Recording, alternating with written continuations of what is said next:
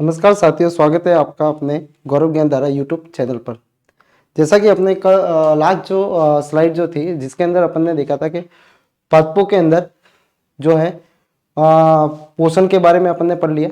उसके बाद में अपने श्वसन के बारे में पढ़ा। श्वसन के बारे में लास्ट जो स्लाइड जो थी वो श्वसन की थी, जिसके अंदर अपन ने देखा था कि श्वसन जो था वो एक ऊर्जा का एक क्या है स्रोत है, जिस प्रक्रिया के दौरान ऊर्जा का उत्पादन होता है, जिसके अपन ने ग्लाइकोलाइसिस पढ़ा, क्रैब चक्र पढ़ा, लिंकर जो थी अभिक्रिया थी वो पढ़ी, और लास्ट में जो था ईटीएस था। ईटीएस में ये था कि जो ईटीएस के कारण जब इलेक्ट्रॉन ट्रांसफर होता है उस समय ही क्या होती है, ऊर्जा का उत्पादन होता है। ठीक है, और वो ऊर्जा जो होती है वो एटीपी के रूप में क्या रहती है, संचित रहती है। आज छोटा सा एक टॉपिक है पादपों में उत्सर्जन। उत्सर्जन क्या होता है कि अपने बॉडी के अंदर कई सारे वेस्ट जो होते हैं वो प्रोड्यूस होते हैं, यानी जो अपशिष्ट पदार्थ है उनका निर्माण होता है। और ये निर्माण जो होता है वो मेटाबॉलिक जो प्रोसेस होता है, यानी उपापचय जो प्रक्रम होता है उसके दौरान होता है। यानी बहुत सारे कैटाबॉलिज्म और एनाबॉलिज्म एक प्रोसेस होते हैं, उनके द्वारा क्या होता है, कई सारे ऐसे अपशिष्ट बनते हैं जिनको शरीर से बाहर निकालना बहुत जरूरी होता है। अगर वो रहते हैं शरीर के अंदर तो शरीर के लिए वो बहुत ही हार्मफुल होते हैं, और वो क्या करते हैं, अपन उसको बाहर निकालते हैं। ठीक है, अपने शरीर के अंदर जो जंतु है, जंतु जगत के अंदर देखा जाए तो शरीर के अंदर कई सारे ऐसे कॉम्प्लेक्स जो टिश्यू ऑर्गन होते हैं वो क्या करते हैं, ये कार्य करते हैं। लेकिन पादपों के अंदर ऐसा कुछ अंगों का तंत्र नहीं होता है जो ये कार्य कर सके।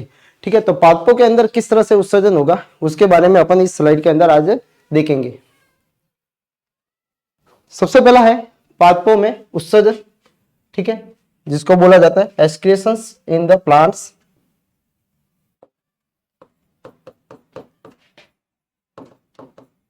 इन प्लांट्स, ठीक है, पादपों में उत्सर्जन। उत्सर्जन जो होता है वो पादपों के अंदर, जैसे अपने अंदर देखना जाए तो अपने अंदर क्या होता है कि अपने जो लीवर होता है वो एक उत्सर्जी करते हैं एनिमल्स के अंदर। एनिमल्स के अंदर अगर देखा जाए तो जंतु जगत के अंदर तो यकृत जो है वो भी कई पदार्थों का क्या करती है, उत्सर्जन करता है। लंग्स जो है वो भी करता है। ठीक है, स्किन जो है वो भी करती है, त्वचा। ठीक है, फेफड़े, और मोच जो करता है वो कौन करता है, किडनी। मोच जो है वो कौन करता है, किडनी करता है। किडनी क्या करता है, जो अपशिष्ट पदार्थों को बाहर निकालता है, जिसको अपन वक्र कहते हैं। यानी अपने शरीर के अंदर ये जो है भाग पाए जाते हैं जो क्या करते हैं, अपशिष्ट पदार्थों का उत्सर्जन करते हैं, यानी मेटाबॉलिक वेस्टेज है। ठीक है, अब उत्सर्जन जो होगा वो अपशिष्ट पदार्थों का होगा। ठीक है, जो पौधों के अंदर जो उत्सर्जी पदार्थ होते हैं वो पत्तियों के द्वारा, छाल के द्वारा, फलों के द्वारा और बीजों के द्वारा, इनके द्वारा क्या होता है, उस अपशिष्ट पदार्थ जो होते हैं वो बाहर निकलते के माध्यम से शरीर से निष्कासित कर देते हैं। ठीक है, अब वे अपशिष्ट पदार्थ के निष्कासन हेतु विभिन्न प्रकार की विधियों का उपयोग में लेते हैं। अब ये निष्कासन हेतु क्या होता है, अलग अलग तरह की विधियां जो होती है वो पादप उपयोग में लेते हैं। तो ये क्या होते हैं, मेटाबॉलिक वेस्ट होते हैं। मेटाबॉलिक वेस्ट, मेटाबॉलिक वेस्ट का यानी उपापचय परक्रम से बने अपशिष्ट होते हैं। जो उपापचय जो प्रक्रम होता है जिसके अंदर कैटाबॉलिक और एनाबॉलिक प्रोसेस होता है, उनसे क्या बनते हैं अपने शरीर के अंदर या पादप शरीर के अंदर देखा जाए तो वहां पे भी क्या होता है, मेटाबॉलिक वेस्टेज जो होते हैं वो बनते हैं जिनको शरीर से बाहर निकालना जरूरी होता है। ठीक है, अब इसके लिए अलग अलग जो भाग जो होते हैं वो काम करते हैं। जैसे सबसे पहला है जो पत्तियां, पर्ण जो होते हैं वो भी अपशिष्ट पदार्थों को क्या करती है, बाहर निकालती है। अपशिष्ट पदार्थ जो पुराने पर्ण में एकत्रित हो जाते हैं, यानी पत्तियों के अंदर ये एकत्रित हो जाएंगे और पत्तियां क्या हो जाएगी, फिर साथ में गिर जाएगी। तो अपशिष्ट पदार्थों का क्या हो गया, उत्सर्जन हो गया, और शीघ्र ही क्या हो जाती है, गिर जाती है। ठीक है, जाइलम, जाइलम, जाइलम क्या करता है, जाइलम एक क्या है, कॉम्प्लेक्स परमानेंट टिश्यूज है, यानी आप कह सकते हो कि जटिल एक स्थायी उत्तक है। जटिल स्थायी उत्तक है कौन, जाइलम और फ्लोएम। जाइलम और फ्लोएम। ठीक है, जाइलम का काम होता है वाटर, मिनरल्स ठीक है, यानी खनिज तत्व, जल एवं खनिज, इनको क्या करना, पौधे में सप्लाई करना। कहां से, रूट से यानी जड़ों से। ठीक है, फ्लोएम का काम जो होता है वो फूड को ट्रांसफर करना है, फूड या जो खाद्य पदार्थ बनता है, ठीक है उनको ट्रांसफर करना। तो जाइलम और फ्लोएम दोनों क्या है, जटिल उत्तक है। ठीक है, ये जो होते हैं, जो क्या करते हैं, जाइलम जो होता है वो पानी को, पानी के साथ साथ में मिनरल्स को क्या करता है, रूट से पौधों के विभिन्न भागों तक पहुंचाता है। और फ्लोएम का कार्य ये होता है कि जो पत्तियों में बना भोजन है उनको पादप के विभिन्न भागों तक पहुंचाने का काम जो होता है वो फ्लोएम करता है। और जाइलम जो होता है वो क्या करता है, वाटर और मिनरल्स को यानी जल एवं खनिज लवणों को क्या करता है, ये पहुंचाने का कार्य करता है। कहां से, जड़ से। तो ये दोनों उत्तक जो होते हैं वो जटिल उत्तक होते हैं। ठीक है, तो यहाँ पे जो जाइलम जो ये शब्द है ये क्या जटिल उत्तक है। ये भी क्या करता है, रेजिन में, गोंद के रूप में, टैनिन के रूप में और अन्य अपशिष्ट पदार्थों के रूप में जाइलम में एकत्रित हो जाते हैं, जो शीघ्र ही क्या हो जाता है, निष्क्रिय हो जाएगा। ठीक है, अब ये जाइलम जो होता है, जाइलम के अंदर रेजिन, ठीक है, ये लिक्विड होता है, गोंद है, ठीक है, टैनिन है, ये सब लिक्विड है जो धीरे धीरे जाइलम के अंदर इकट्ठा हो जाते हैं और धीरे धीरे जाइलम जैसा होगा तो वो क्या हो जाता है, निष्क्रिय हो जाता है। ठीक है, अब जैसे ये इकट्ठा हो रहे हैं तो जाइलम जैसे निष्क्रिय हो रहा है तो फिर जाइलम का काम कौन करेगा। ठीक है, तो पादपों के अंदर जो द्विबीजपत्री होते हैं उनमें क्या होती है, द्वितीयक वृद्धि होती है। तो जाइलम में भी क्या होगी, आपके द्वितीय जाइलम बनता है। ठीक है, तो जाइलम में क्या हो गया, द्वितीयक वृद्धि, द्वितीयक वृद्धि होती है और वृद्धि होगी तो क्या बनेगा, द्वितीयक जाइलम बनता है, द्वितीयक जाइलम बनता है। ठीक है, द्वितीयक जाइलम बनेगा और ये जो क्रिया होती है वो किसमें होती है, द्विबीजपत्रियों में, द्विबीजपत्री के अंदर, द्विबीजपत्रियों के अंदर द्वितीयक वृद्धि होती है जिसमें द्वितीयक जाइलम बनता है। ठीक है, तो वो जाइलम जो होगा वो क्या होगा, जो बाहर वाला होगा वो क्या करता है, रेजिन, गोंद, टैनिन आदि का क्या करता है, अपशिष्ट पदार्थों को एकत्रित करता है और एकत्रित करने होने के बाद में वो कैसा हो जाता है, निष्क्रिय हो जाता है। सबसे ज्यादा अगर मुख्यतः देखा जाए जो पादपों के अंदर जो वाष्पोत्सर्जन होता है वो होता है रंध्रों के द्वारा। ठीक है, तो मुख्य जो उत्सर्जी अंग है वो कौन है, रंध्र होते हैं। अगर पादपों के अंदर पूछे कि सबसे मुख्य, जैसे अपने अंदर किडनी है, ठीक है, और आप देखेंगे तो इसके अंदर पादपों के अंदर जो होता है वो कौन सा होता है, रंध्र होते हैं। और मीजोफाइट, मीजोफाइट मतलब सामान्य वातावरण में उगने वाले जो पादप होते हैं, ठीक है, जो सामान्य मैदानी भागों में उगते हैं, ठीक है, वो पादपों के अंदर सबसे वाष्पोत्सर्जन सबसे ज्यादा होता है, इंपॉर्टेंट। ठीक है, तो पूछा जाए कि सबसे ज्यादा वाष्पोत्सर्जन कौन से पादपों में होता है, तो मीजोफाइट में होता है। कौन सा होता है, मीजोफाइट के अंदर। तो मीजोफाइट के अंदर आप देखने जाओगे तो वहां पे क्या होता है कि सबसे ज्यादा क्या होगा, वाष्पोत्सर्जन होता है। वाष्पोत्सर्जन का मतलब क्या होता है कि पत्तियां जो होती है वो रंध्रों के द्वारा पानी को वाष्प के रूप में क्या निकालते हैं, बाहर निकालते हैं। इस प्रक्रिया को वाष्पोत्सर्जन कहा जाता है, ट्रांसपीरेशन कहा जाता है। इंग्लिश में इसको क्या बोलेंगे, ट्रांसपीरेशन, ट्रांसपीरेशन। ठीक है, तो वाष्पोत्सर्जन जो होता है सबसे ज्यादा कहां पे होता है, मीजोफाइट के अंदर होगा। याद रखना, सबसे ज्यादा क्या होता है, मीजोफाइट के अंदर होता है। सबसे कम जो होता है वो सीएम, सीएम प्लांट, जिनको मांसल मरुद्भिद पौधे कहा जाता है, उनके अंदर होता है। ठीक है, सबसे न्यूनतम। ठीक है, मांसल यानी जो मरुद्भिद पौधे होते हैं, मरुद्भिद का मतलब जो मरुस्थल में उगते हैं, उनके अंदर सबसे ज्यादा सबसे कम जो होता है वो क्या होता है, वाष्पोत्सर्जन होता है। और सबसे ज्यादा होता है वो मीजोफाइट में होता है। ठीक है, जैसे नागफनी आप देख लो, ग्वारपाठा देख लो, इसमें रंध्र जो होते हैं वो धसे हुए मिलते हैं। इसका कारण क्या है, रंध्र धसे हुए पाए जाते हैं, धसे हुए। ठीक है, कैसे मिलते हैं, इसमें धसे हुए रंध्र मिलते हैं और धसे हुए रंध्र होने के कारण इसमें वाष्पोत्सर्जन की क्रिया जो होती है वो बिल्कुल कम होती है। इसका कारण ये भी है कि ये जो वनस्पति जो होती है वो मरुस्थल में उगती है जहाँ पे पानी की क्या होती है, बहुत ही कमी होती है। अब पानी की कमी है और पानी अगर बाहर चला जाए तो पौधा क्या हो जाएगा, मुरझा जाएगा। ठीक है, तो इसके लिए वहां के पौधों में वाष्पोत्सर्जन की प्रक्रिया जो होती है वो क्या होती है, बिल्कुल कम होती है। तो इसके लिए क्या चाहिए, कुछ ना कुछ अनुकूलन चाहिए पादप के अंदर। और वहां का अनुकूलन क्या है कि वहां के जो रंध्र होंगे वो कैसे होते हैं, धसे हुए मिलते हैं, यानी बंद लगभग रहते हैं। दिन को रंध्र जो होते हैं वहां पे कैसे रहते हैं, बंद रहते हैं। तो इन पादपों में दिन में रंध्र कैसे होते हैं, बंद होते हैं, दिन में रंध्र बंद रहते हैं।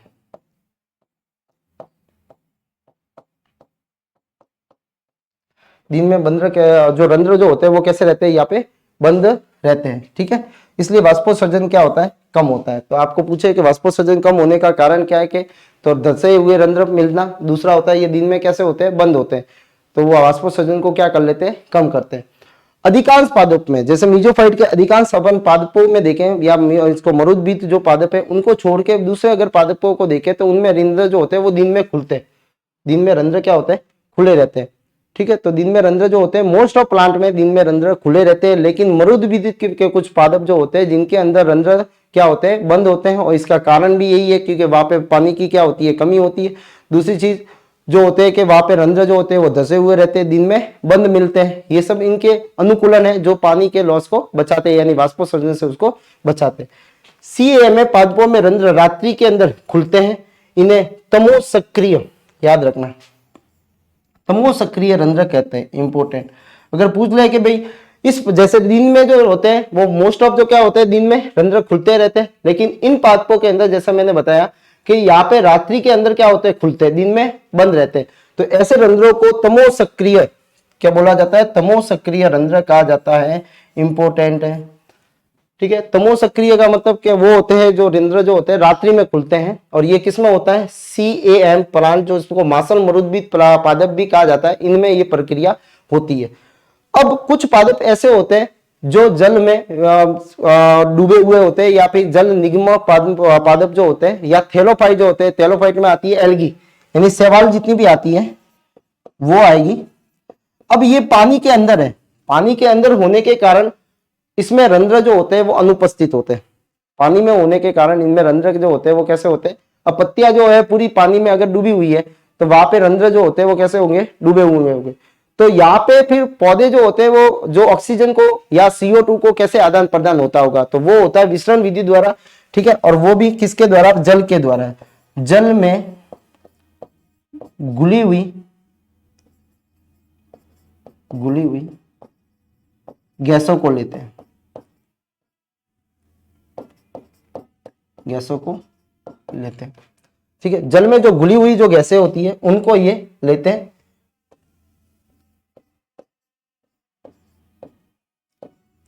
जल में घुली हुई गैसों को ली जाती है। ठीक है, जल निगम जो पादप होते हैं। ठीक है, और दूसरा जो होते हैं थैलोफाइट। थैलोफाइट में क्या आता है, शैवाल आती है। क्या आती है, शैवाल। थैलोफाइट में क्या आती है, शैवाल आती है, एल्गी आती है, जो क्या करते हैं, पानी के अंदर डूबे हुए रहते हैं, उनके अंदर रंध्र नहीं मिलते। तो यहाँ पे आपको देखो तीन जो है इंपोर्टेंट है। पहला, अगर आपको CA में देखे, CAM, इनके अंदर क्या होता है, रंध्र जो होते हैं वो बंद रहते हैं। ठीक है, और रात्रि के अंदर खुलते हैं। और दूसरी चीज, जो जल निगमन पादप होते हैं, या फिर जो थैलोफाइट होते हैं, जो एल्गी होती है या शैवाल होती है, वो वाष्पोत्सर्जन उनमें नहीं होता है। क्यों नहीं होता है, क्योंकि वो पानी के अंदर डूबे हुए रहते हैं, उसमें रंध्र नहीं पाए जाते। ठीक है, तो ये जो थी पहली स्लाइड, जिसमें काफी कुछ प्रश्न बन रहे हैं। ठीक है, उत्सर्जी पदार्थ जो होता है वो किनके द्वारा होता है, पत्तियों के द्वारा हो सकता है, छालों के द्वारा हो सकता है, फलों के द्वारा हो सकता है, बीजों के द्वारा हो सकता है। ठीक है, इनके माध्यम से अपशिष्ट पदार्थों का निष्कासन हो सकता है। दूसरा जो है कि लीप जो होती है वो क्या करती है, पुराने अपशिष्ट पदार्थों को इकट्ठा करती है, और इकट्ठा करने पर क्या हो जाती है, शीघ्र ही गिर जाती है। जाइलम जो भी होता है वो भी क्या करता है, गोंद है, टेनिन है, ठीक है, रेजिन है, इनको इकट्ठा करता है, और इकट्ठा करने के बाद में ये कैसा हो जाता है, निष्क्रिय हो जाता है। ठीक है, फिर होता है पादपों के अंदर जो सबसे ज्यादा जो रंध्र जो होते हैं वो कहाँ पे, मीजोफाइट में होता है, और सबसे सर्वाधिक जो होते हैं वो वाष्पोत्सर्जन की प्रक्रिया जो होती है वो किसमें होती है, मीजोफाइट के अंदर होती है। ठीक है, मरुद्भिद पादप जो होते हैं उनमें वाष्पोत्सर्जन की क्रिया न्यूनतम होती है, जैसे नागफनी। और तो आपको सबसे ज्यादा मीजोफाइट में, सबसे कम जो मरुद्भिद के अंदर। ठीक है, और जल में जो रहने वाले जो पादप होते हैं उनमें रंध्र नहीं होते, तो उनमें वाष्पोत्सर्जन नहीं होता है। ठीक है, और रात्रि के अंदर खुलने वाले रंध्रों को तमो सक्रिय रंध्र कहा जाता है। कौन से कहा जाता है, तमो सक्रिय रंध्र कहा जाता है।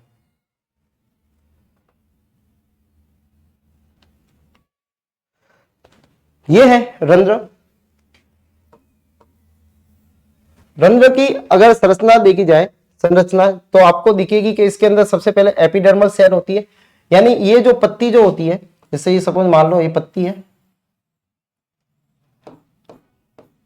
पत्ती की एक तो ऊपर वाली सतह और एक होती है निचली सतह।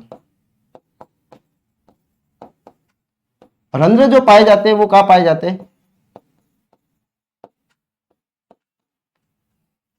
कहाँ पे पाए जाते हैं, निचली सतह पे पाए जाते हैं। ऊपरी सतह पे रंध्र की संख्या क्या होती है, नहीं होती है या फिर कम होती है। सबसे ज्यादा क्या होती है, ज्यादा कहाँ पे मिलते हैं, ये रंध्र जो होते हैं वो कहाँ मिलते हैं अपने को, निचली सतह पे मिलते हैं। इसका भी कारण है कि निचली सतह पे, ऊपरी सतह पे होती है खंभ उत्तक होते हैं, खंभ उत्तक होते हैं या कोशिकाएं होती है जो खंभाकार होती है, जो पास पास में होती है, जगह नहीं होती।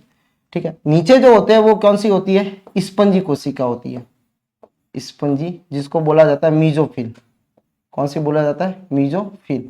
ये कोशिकाएं होती है और इनमें क्या मिलती है, कैविटी मिलती है, यानी गुहाएं मिलती है, कैविटी या गुहा पाई जाती है, जिसके कारण रंध्र जो होते हैं वो निचली सतह पे पाए जाते हैं। ठीक है, तो ऊपर में क्या मिलते हैं, खंभ उत्तक मिलते हैं। ठीक है, जो बहुत पास पास में होते हैं। ठीक है, तो वहां पे रंध्र नहीं होते, और रंध्र का होते हैं निचली सतह पे होता है, क्योंकि वहां पे मीजोफिल सेल मिलती है, और मीजोफिल होने के कारण उनके बीच में जो स्पेस होता है वो ज्यादा होने के कारण वहां पे रंध्र पाए जाते हैं। ठीक है, ऐसी पत्ती को पृष्ठाधार पर्ण बोला जाता है। कौन सी बोला जाता है, पृष्ठाधार पर्ण बोला जाता है। आप यहाँ पे देखोगे तो ये एक रंध्र की संरचना है, ये सब एपिडर्मिस की सेल है। ठीक है, ये इसकी जो है वो है, इसको बोला जाता है द्वार कोशिका। ये जो होती है वो द्वार कोशिका होती है, द्वार कोशिका, द्वार कोशिका। ठीक है, ये द्वार कोशिका होती है। द्वार कोशिकाओं के बीच में जो छेद होता है उसको ही बोलते हैं स्टोमेटापोर, यानी आप बोलते हैं इसको रंध्र बोलते हैं। ठीक है, क्या बोला जाता है, इसको रंध्र बोला जाता है। अब रंध्र का खुलना बंद होना ये डिपेंड करता है गार्ड सेल पे, इस पे डिपेंड करता है। तो आप देख रहे हो कि ये रंध्र जो बंद है, ये क्लोज है, बंद है, और ये जो है वो कैसा है, खुला है। ये कैसा है, खुला है, ये कैसा है, बंद है। ठीक है, तो रंध्र जो होते हैं वो खुलने और बंद होने की प्रक्रिया जो होती है उसमें भी कई सारे, जैसे अपन ने उसमें पढ़ा था, पोटेशियम जो आयन जो था वो क्या करता था, रंध्र के खुलने और बंद होने की प्रक्रिया में भागीदारी निभाता था। ठीक है, अधिकांश पौधों के प्रत्येक रंध्र जो होता है उनका आकार जो होता है वो वृत्ताकार होता है। कैसा होता है, किडनी के जैसा। किस शेप में होता है, किडनी शेप में होता है, वर्गाकार होता है। ठीक है, कोशिकाओं से बना होता है, जो जिन्हें द्वार कोशिकाएं कहते हैं। ठीक है, तो ये वाली जो है कोशिका, जो मैं रेड से कर रहा हूं, ये वाली जो कोशिका है, इनको कोशिकाओं को कौन सी सेल बोलते हैं, द्वार कोशिका या गार्ड सेल कहा जाता है। क्या कहा जाता है इसको, गार्ड सेल, गार्ड सेल। ठीक है, गार्ड सेल होते हैं। द्वार कोशिका में इस प्रकार व्यवस्थित होती है कि उनके बीच में एक छिद्र हो गया। तो ये देखो आप, ये क्या हो गया, यहाँ पे छिद्र हो गया। इस छिद्र को ही कहते हैं क्या, रंध्रीय छिद्र या स्टोमेटल पोर बोलते हैं। क्या बोला जाता है इसको, स्टोमेटल पोर बोला जाता है। द्वार कोशिकाओं के कारण जो बीच में छिद्र हुआ है उसको क्या बोला जाएगा, स्टोमेटल पोर या रंध्रीय छिद्र बोला जाता है। ठीक है, द्वार कोशिकाओं के भीतर भित्ति एवं रंध्रीय छिद्र की ओर जो होती है वो मोटी होती है। मतलब याद वाली जो भित्ति होती है रंध्र छिद्र की ओर, ये कैसी होती है, या की भित्ति कैसी होती है, भित्ति कैसी होती है, मोटी होती है। कैसी होती है, मोटी होती है। और बाहर की ओर जो होती है, यहाँ पे भित्ति जो होती है, भित्ति वो कैसी होती है, पतली होती है। तो अंदर की तरफ जो रहेगी, जहां अंदर की तरफ है, ये वाली जो भित्ति है ये कैसी होती है, मोटी होती है। ठीक है, आप देख रहे हो ये मोटी है। ठीक है, और बाहर की तरफ जो होती है वो कैसी होती है, पतली होती है।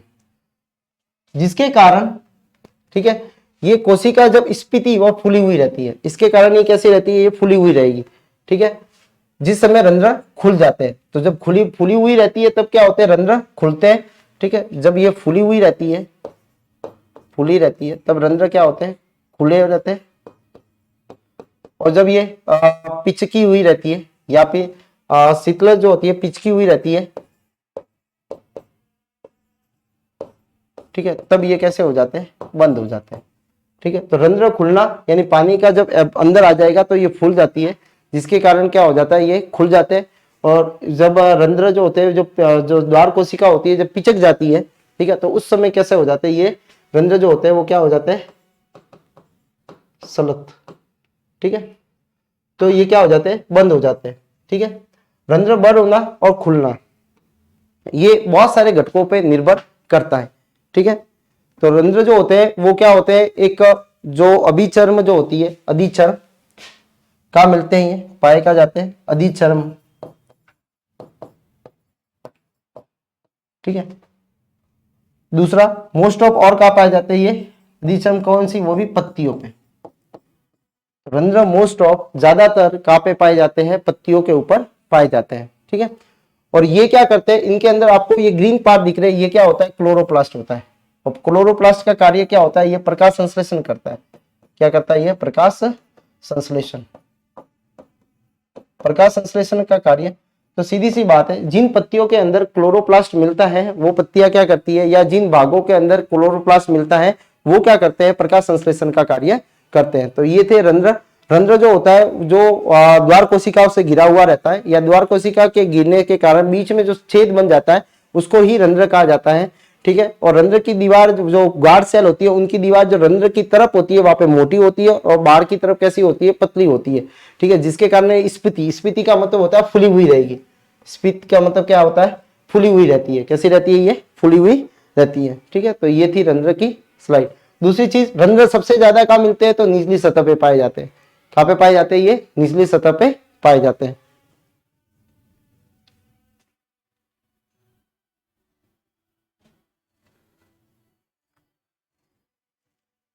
इंपॉर्टेंट है, द्वार कोशिका में कई बार ये सवाल आता है कि एक बीजपत्री जो पादप होते हैं, ठीक है, उनमें रंध्रों का आकार जो होता है वो कैसा होता है।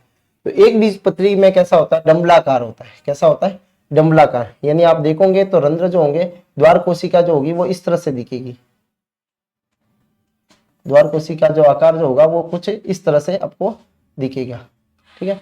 तो इसके कारण आपको रंध्र जो होंगे वो कैसे दिखाई देंगे, डंबल के आकार के दिखाई देते हैं, ठीक है। तो डंबलाकार जो होते हैं वो रंध्र जो वो होते हैं वो किस में पाए जाते हैं, वो एक बीजपत्री के पादपों के अंदर पाए जाते हैं। इंपोर्टेंट, ठीक है। तो रंध्र का जो होते हैं वो कहाँ पे, एक डंबलाकार किस में पाए जाते हैं, एक बीजपत्री। और द्विबीजपत्री में कैसे होते हैं, वक्राकार, जो आपको मैंने बताया था किसमें, किडनी के आकार के होते हैं। कैसे होते हैं, किडनी के आकार के, इस तरह के। ये डंबलाकार, ये वक्राकार होते हैं। रंध्र कैसे खुलते हैं, कैसे बंद होते हैं, तो इसका कारण सबसे पहला है, अगर ग्लूकोज की मात्रा अगर रंध्रों में ज्यादा है, द्वार कोशिकाओं में ज्यादा है, तो क्या होगा, रंध्र खुले हुए रहेंगे। तो पहली चीज, ग्लूकोज बढ़ेगा तो रंध्र कैसे होंगे, खुलेंगे, ठीक है। और अगर स्टार्च बढ़ता है तो रंध्र क्या हो जाते हैं, बंद हो जाते हैं, ठीक है। रंध्र क्या रहेंगे, अगर स्टार्च की मात्रा कम होनी चाहिए, ज्यादा हो गई तो क्या हो जाएंगे, बंद हो जाएंगे, ठीक है। और स्टार्च की मात्रा क्या हुई है, कम है, तो क्या हो जाएंगे, ये स्टार्च की मात्रा अगर कम है तो क्या हो जाएंगे, ये खुलेंगे। स्टार्च की मात्रा ज्यादा है तो क्या हो जाएंगे, बंद हो जाएंगे। ग्लूकोज की मात्रा ज्यादा है तो खुलेंगे, ग्लूकोज की मात्रा कम है तो क्या हो जाएंगे, बंद हो जाएंगे। पीएच अगर 7 से अधिक है, पीएच कैसा होना चाहिए, 7 से अधिक होना चाहिए, तो क्या होंगे, रंध्र खुले रहेंगे।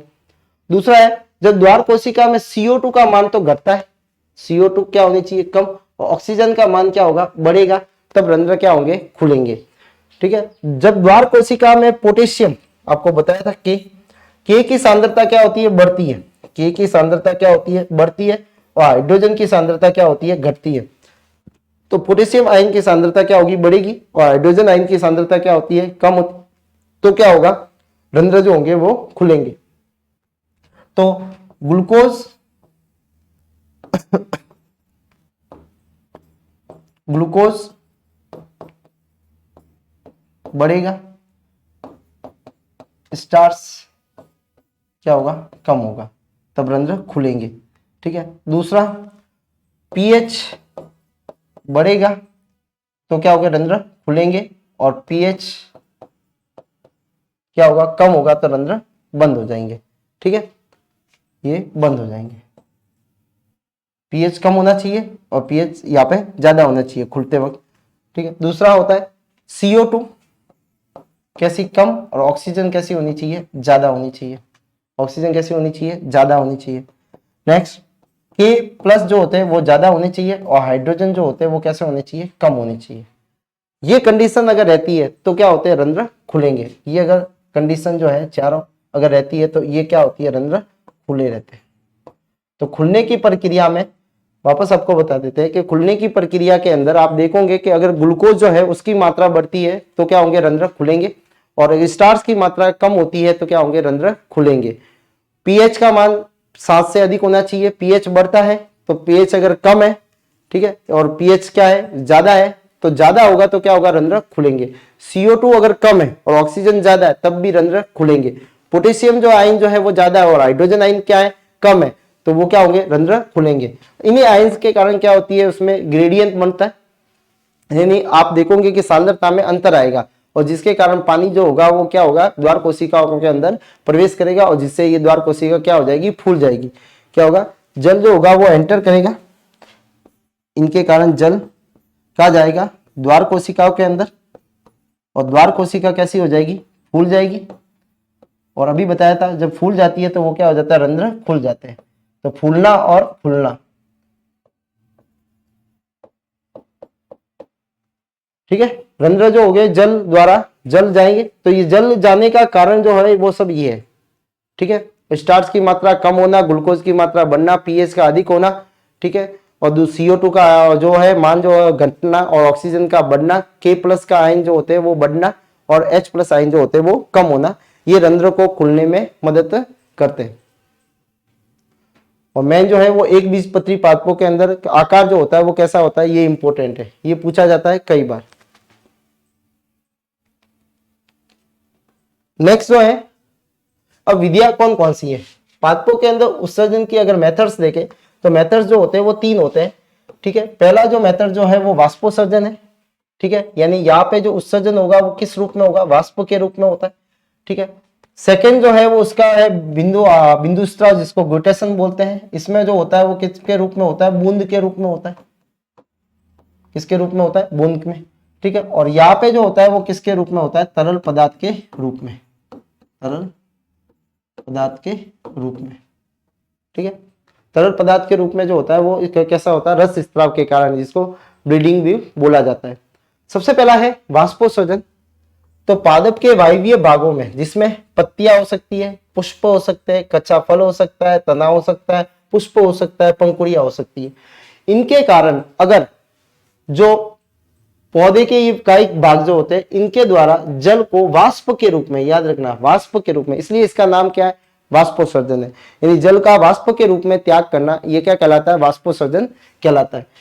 पादपों में वाष्पोत्सर्जन जो होता है, जल वो होता है जो अवशोषित होता है, वो कितना होता है, 90, ठीक है, 95.96 होता है। और वाष्पोत्सर्जन में कितना जल बाहर निकलता है, 4 से 5% जल क्या निकलता है, बाहर निकलता है, जो होता है उपापचय क्रियाओं में क्या हो जाता है, खर्च हो जाता है, ठीक है। तो ये वाष्पोत्सर्जन होता है। अवशोषित जल का 95 से 96% तो क्या होता है, वाष्पोत्सर्जन हो जाता है, ठीक है। और केवल 4 से 5% जो पानी जो है वो उपापचय क्रियाओं में खर्च होता है, ठीक है। तो वाष्पोत्सर्जन में कितना गया,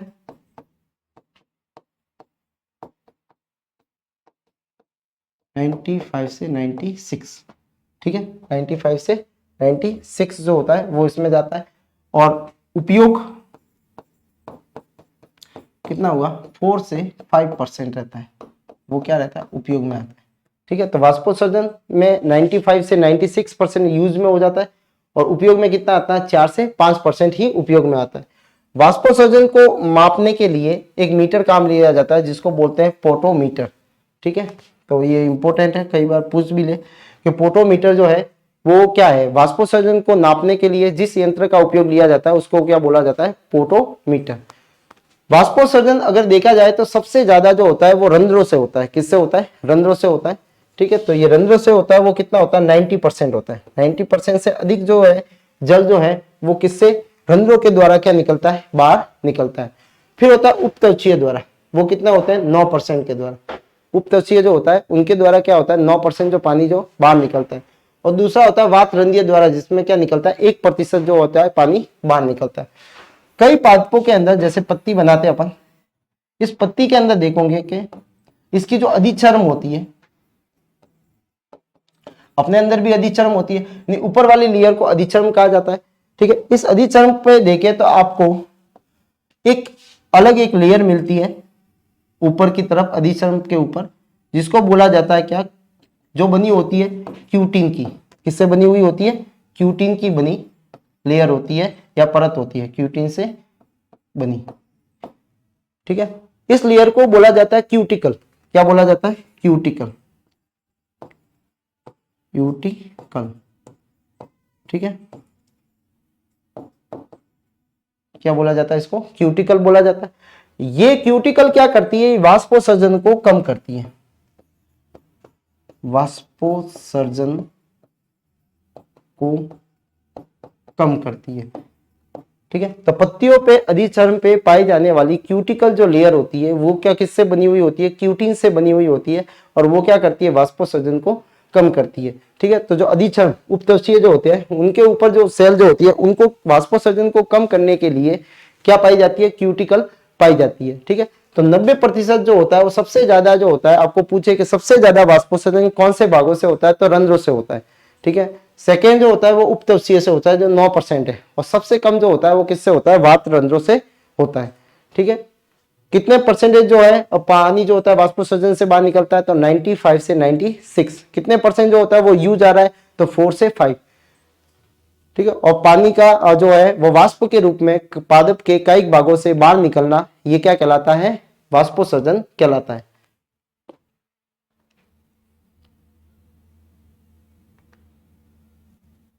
नेक्स्ट है वो है रस स्त्राव। रस स्त्राव का मतलब जो होता है, कई पौधे के भाग जो ऐसे होते हैं जिनमें से कुछ तरल पदार्थ का स्त्राव होता है। क्या होता है, तरल पदार्थ का स्त्राव होता है, तो तरल पदार्थ का स्त्राव होता है। और ये कैसे भाग होते हैं, ये क्षतिग्रस्त भाग होते हैं, क्षतिग्रस्त भाग होते हैं। जो भाग या तो कट गए हैं या किसी के कारण, ठीक है, कट गए, तो उससे क्या निकलता है, कुछ रस का स्त्राव जो होता है वो बाहर की तरफ होता है, और इसी को ही बोला जाता है रस स्त्राव, ठीक है। और ये जैसे आप एग्जांपल देखें तो आप अफीम जो है, जिसका अफीम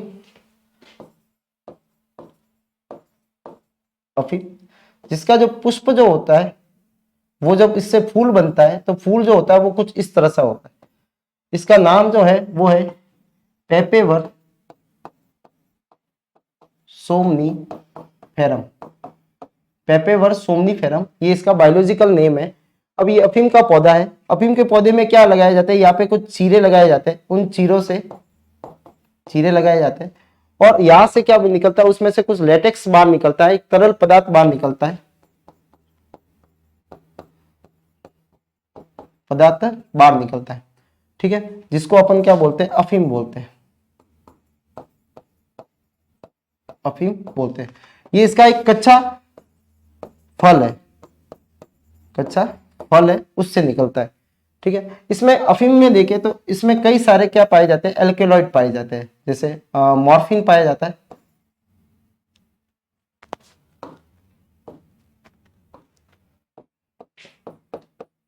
मॉर्फिन। दूसरा जो होता है वो कोडीन, नार्कोटिन और सार्कोटिन, ये पाए जाते हैं, ठीक है। मॉर्फिन जो होता है वो पेन किलर के रूप में,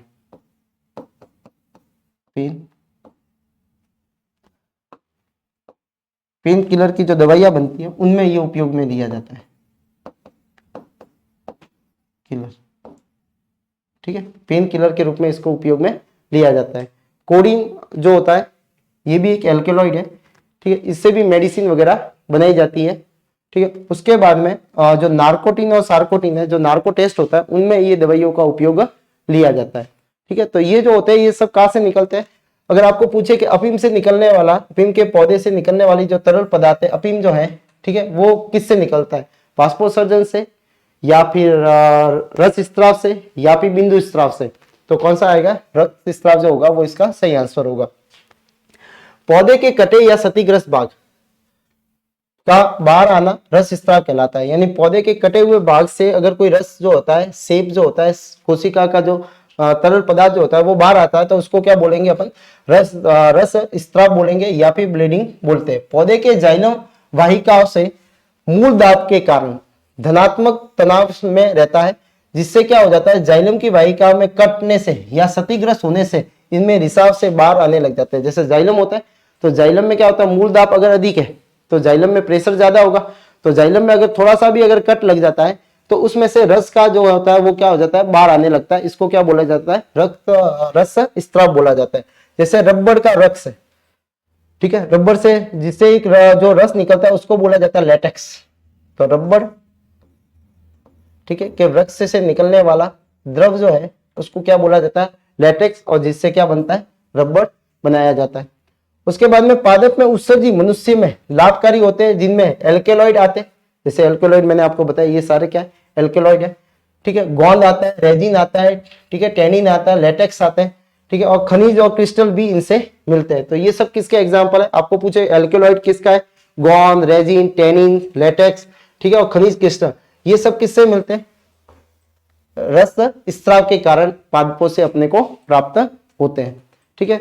कुछ आपको एल्केलॉइड जैसे नाइट्रोजिनस उत्सर्जी पदार्थ जो होते हैं, जो जल में अविलय होते हैं, अल्कोहल में विलय होते हैं, पौधे की पत्तियों, फलों, बीजों में या छाल में ये पाए जाते हैं। ये कड़वे एवं विषैले होते हैं। पादपों के अंदर अगर देखें तो नाइट्रोजिनस जो वेस्ट होते हैं, नाइट्रोजिनस वेस्ट जिसमें अमोनिया हो सकता है, यूरिया हो सकता है, यूरिकोटेलिक हो सकता है, और भी इसके सही कई सारे कंपाउंड हो सकते हैं, ठीक है। तो ये कंपाउंड जो होते हैं वो जल में कैसे होते हैं, अविलय होते हैं, ठीक है, और अल्कोहल में कैसे होते हैं, विलय होते हैं। तो इनको ये कहाँ पे मिलेंगे अपने को, पौधे की पत्तियों में भी एकत्रित हो सकते हैं, ठीक है, फलों के अंदर भी एकत्रित हो सकते हैं, बीजों के अंदर भी क्या हो सकते हैं, एकत्रित हो सकते हैं, और छाल के अंदर भी क्या हो सकते हैं, ये एकत्रित हो सकते हैं। और ये स्वाद में कैसे होते हैं, कड़वे होते हैं और विषैले होते हैं। फिर आता है क्विनिन, आता है जो सिंकोना, सिंकोना एक वृक्ष है जिसकी तने की जो छाल होती है उससे प्राप्त होता है, ये इंपॉर्टेंट। क्विनिन जिसका उपचार मलेरिया के उपचार में, मलेरिया रोग जो होता है उसके उपचार में किया जाता है। मलेरिया रोग के उपचार में क्विनिन का जो है वो कहां से मिलता है, क्विनिन एल्केलॉइड है, वो कहां से मिलता है, सिंकोना जो है वृक्ष है उससे, उसकी जो छाल होती है वहां से इसको लिया जाता है, ठीक है, और उनसे इसका उपयोग जो होता है वो मलेरिया के उपचार में किया जाता है, ठीक है। तो ये इंपॉर्टेंट है क्विनिन। उसके बाद में मॉर्फिन, मैंने अभी बता दिया आपको, पेपेवर सोमनीफेरम जो कच्चे फलों को दर्दनाशक के रूप में, पेन किलर के रूप में एवं निंद्रा कारक के रूप में इसका उपयोग किया जाता है। किसके रूप में, निंद्रा कारक के रूप में इसका उपयोग किया जाता है। इसके बाद में निकोटीन भी आता है जो तंबाकू की पत्तियों से निकलता है, ये भी निंद्रा कारक और दर्द निवारक के रूप में इसका उपयोग किया जाता है। तो निकोटीन है, मॉर्फिन है, ठीक है, उसके बाद में कोडीन है, नार्कोटीन है, सार्कोटीन है, ठीक है, ये सारे एल्केलॉइड जो हैं इनका उपयोग जो होता है पेन किलर के रूप में और निंद्रा कारण के रूप में क्या लिया जाता है, इनसे दवाई बनाई जाती है, इसलिए इनको कल्टीवेट किया जाता है, इसलिए इनको कल्टीवेट किया जाता है, ठीक है। तो ये जो था, ये सारे जो एग्जाम्पल जो है वो किसके हैं, रस स्त्राव के हैं, यानी ब्लीडिंग के, ठीक है। तो आपको अगर इनमें से कोई भी अगर क्वेश्चन आता है, जैसे अफीम का आ गया, क्विनिन का आ गया, ठीक है, और निकोटीन का आ गया, तो ये कहां से प्राप्त होते हैं, तो रस स्त्राव के कारण ये प्राप्त होते हैं।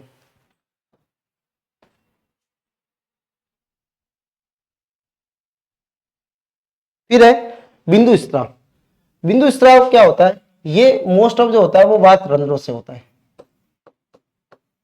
वात रंध्र, या इनको बोला जाता है जल रंध्र, इनको हाइथॉड छिद्र या जल रंध्र बोला जाता है, जल रंध्र कहा जाता है, ठीक है। अब होता है ऐसा है, जैसे स्टेम है, स्टेम पे क्या होता है, कुछ भागों पे क्या हो जाता है, किसी सुबेरिन पदार्थ का जमा हो जाता है, ये सुबेरिन पदार्थ का जमा हो गया, इधर भी हो गया, इधर भी।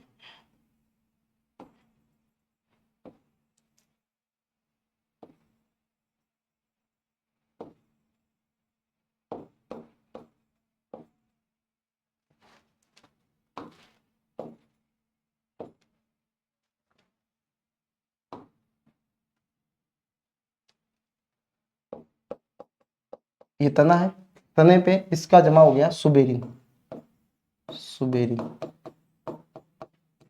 पदार्थ का, जिससे कोशिका कैसी हो जाती है, कोशिका मृत हो जाती है, कैसी हो जाती है, मृत हो जाती है। अब आप देखोगे कि सुबेरिन और इनके बीच में एक छेद रह गया जहां पे जो है सुबेरिन का जमाव नहीं है, जमाव नहीं है, ठीक है। तो याप की कोशिका जो होती है वो वात रंध्रों की तरह कार्य करती है, और ये हमेशा कैसे होते हैं, खुले रहते हैं, हमेशा खुले रहते हैं, कैसे रहते हैं, ये हमेशा खुले रहते हैं, ठीक है, ये बंद नहीं होते। तो इन छिद्रों से यहाँ पे जाइलम होता है अंदर, ठीक है। इन छिद्रों से क्या होता है, पानी की बूंदों के रूप में ये बाहर निकलता है, ठीक है। तो ये नाम से पता लग रहा है बिंदु स्राव, यानी जल जो होगा वो किस रूप में निकलेगा, बिंदु के रूप में, बूंद के रूप में, बूंद की जो होती है उसके रूप में ये बाहर निकलता है। तो पेड़ पौधों की पत्तियों के किनारे भी मिलता है। उपस्थित जल रंध्रों के माध्यम से पानी का बूंदों के रूप में स्रावित होना बिंदु स्राव कहलाता है, ठीक है। ये बिंदु स्राव मूल दाब के कारण होता है। सीधी सी बात है कि किसके कारण होगा, ये उस कंडीशन में होता है जब पानी के जड़ों द्वारा पानी का अवशोषण अगर ज्यादा मात्रा में हो जाता है और वाष्पोत्सर्जन कम होता है। जल अवशोषण, जल अवशोषण अधिक,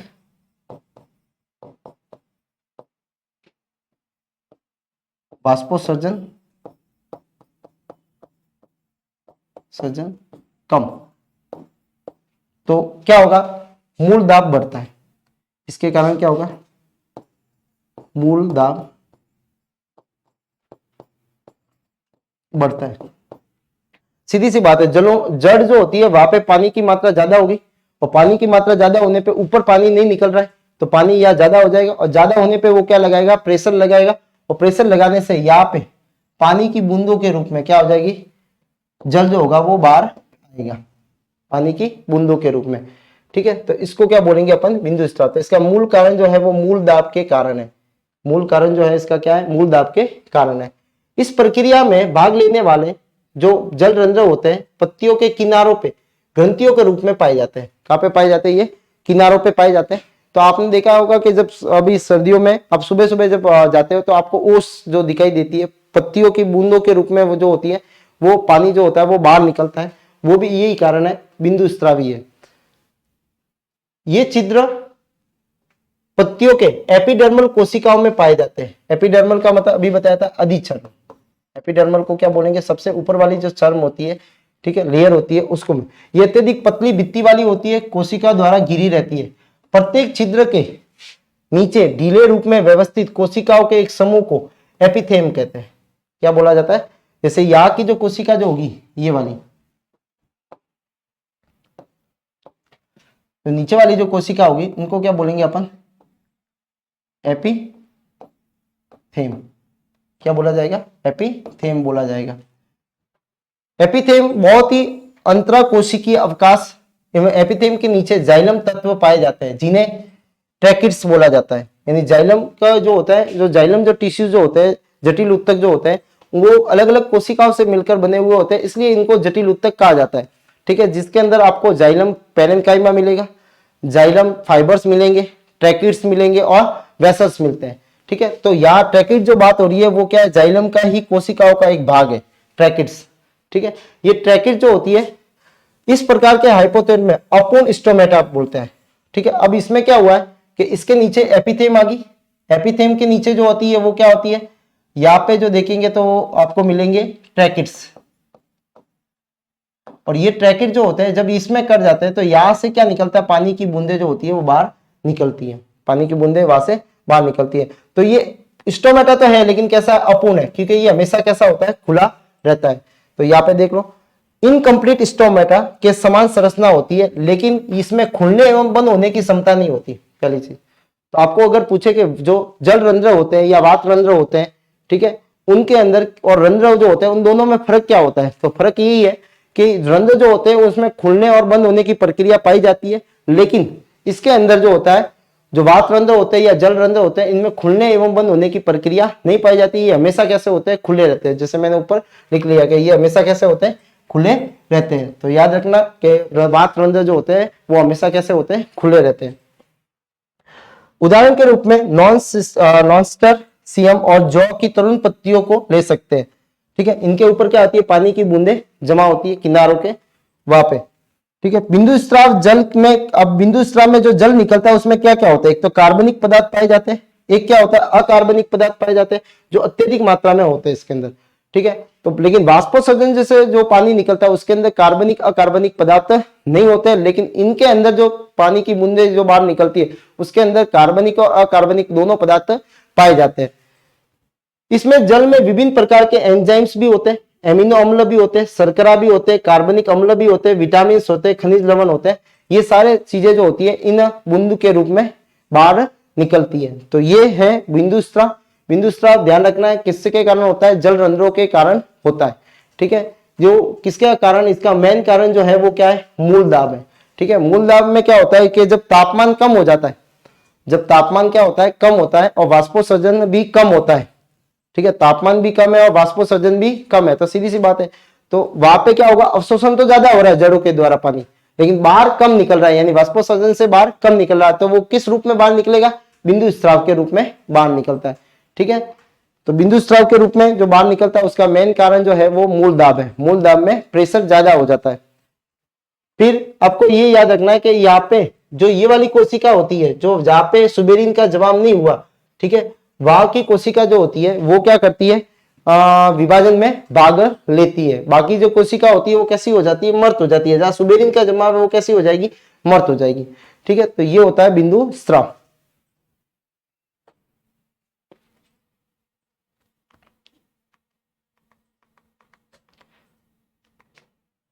तो पादपों में उत्सर्जन, ठीक है, अलग अलग प्रकार से जो है वो होता है, जिसमें पत्तियां भाग लेती है। ठीक है, और तने भी भाग ले सकता है। पत्तियां, छाल, फलों, बीजों से द्वारा होता है।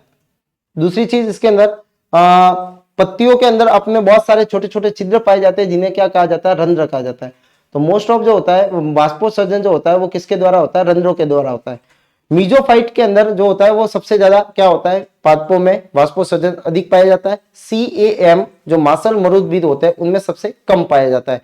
जल में निग्म जो पादप होते हैं या जल में डूबे हुए जो पादप होते हैं वो उनमें स्टोमेटा नहीं पाया जाता, इसलिए उसमें क्या होता है, वाष्पोत्सर्जन की क्रिया नहीं होती है। CAM जो पादप होते हैं उनके अंदर रात्रि के अंदर जो होते हैं वो रंध्र खुलते हैं, इसलिए इन्हों को क्या बोला जाता है, तमो सक्रिय रंध्र कहा जाता है। ठीक है, तो तमो सक्रिय याद रखना। द्वार कोशिका से रंध्र गिरा हुआ रहता है। ठीक है, द्वार कोशिका जो होती है वो रंध्रों को घेरे हुए रहती है। ठीक है, एक छिद्र बनता है द्वार कोशिका के कारण, जिसे अपन क्या बोलते हैं, स्टोमेटल पोर बोलते हैं या रंध्रीय छिद्र कहा जाता है। ठीक है, यहाँ पे रंध्र की तरफ जो दीवार जो होती है द्वार कोशिका की वो मोटी होती है और परिधि की तरफ जो होती है वो पतली होती है, जिसके कारण ये स्फीति में या फूली हुई रहती है। उस समय रंध्र खुल जाते हैं और जब ये पिचक जाती है या श्रिंक हो जाती है उस समय रंध्र कैसे हो जाते हैं, बंद हो जाते हैं। रंध्र खुलना और बंद होना ये जो होता है ये कई सारे घटकों पे निर्भर करता है। जैसे आपने बताया ग्लूकोज की मात्रा अगर अधिक हो जाए और स्टार्च कम हो जाए तब रंध्र खुलेंगे। पीएच की मात्रा अधिक हो जाए तब रंध्र खुलेंगे। ठीक है, उसके बाद में पोटेशियम आयन की मात्रा ज्यादा हो जाए, हाइड्रोजन आयन की मात्रा कम हो जाए तब खुलेंगे। और CO2 की मात्रा कम हो जाए और ऑक्सीजन की मात्रा ज्यादा होता है तब ये खुलेंगे। तो रंध्र खुलने की प्रक्रिया में कई सारे घटक जो होते हैं वो काम करते हैं। इनके कारण क्या होता है, इसमें सांद्रता में परिवर्तन होता है, जिसके कारण जल जो होता है इन द्वार कोशिकाओं के अंदर प्रवेश करता है, जिससे द्वार कोशिका फूल जाती है और फूलने पे वो खुल जाएगी। ठीक है, और इसके अपोजिट जब द्वार कोशिका में से जल का बाहर निकल जाती है, ठीक है, तो जल जो होते हैं बाहर निकलने के कारण रंध्र क्या हो जाएंगे, बंद हो जाते हैं। ठीक है, रंध्र जो होते हैं वो कहाँ पर सबसे ज्यादा पाए जाते हैं, तो वो कौन सी होती है, निचली जो परत जो होती है पत्तियों की वहां पे सबसे ज्यादा पाए जाते हैं। इसका कारण भी ये है कि वहां पे स्पंजी जो मीजोफिल सेल मिलती है, इन मीजोफिल सेल के अंदर बहुत सारी कैविटी मिलती है, तो कैविटी में जगह होने के कारण वहां पे मिलेंगे। ऊपर जो होती है वो खम कोशिका होती है। ठीक है, जिसको पेलिसेड कोशिका बोला जाता है। ठीक है, ये पेलिसेड जो कोशिका जो होती है खंभाकार होती है और वहां पे एक दूसरे के पास पास में होती है, तो वहां पे जगह नहीं होती। ठीक है, तो वहां पे रंध्र नहीं कम मिलते हैं या नहीं मिलते। ठीक है, और निचली सतह पे सबसे ज्यादा मिलते हैं। फिर एक बीजपत्री के अंदर आप देखने जाओ तो यहाँ पे जो रंध्रों की जो आकार जो होता है वो डंबलाकार होता है। ठीक है, यानी डंबल्स के आकार का होगा। ठीक है, लेकिन बाकी जो द्विबीजपत्री पादप होते हैं उनमें वर्गाकार होता है। उत्सर्जन 3 प्रकार से होता है। वाष्पोत्सर्जन से होता है वाष्प के रूप में, बिंदु स्राव जो होता है बूंद के रूप में होता है, और रस स्राव जो होता है वो तरल पदार्थ के रूप में होता है। ठीक है, पत्ती, कच्चे फल जो है, तना है, पंखुड़ियां है, इनके द्वारा क्या होता है, वाष्पोत्सर्जन होता है। 90 से 95% जो होता है, 95 से 96% जो होता है वो वाष्पोत्सर्जन के रूप में जल बाहर निकलता है, और 4 से 5% जो पानी जो होता है वो उपयोग में आता है। वाष्पोत्सर्जन को नापने के लिए पोटोमीटर का उपयोग किया जाता है।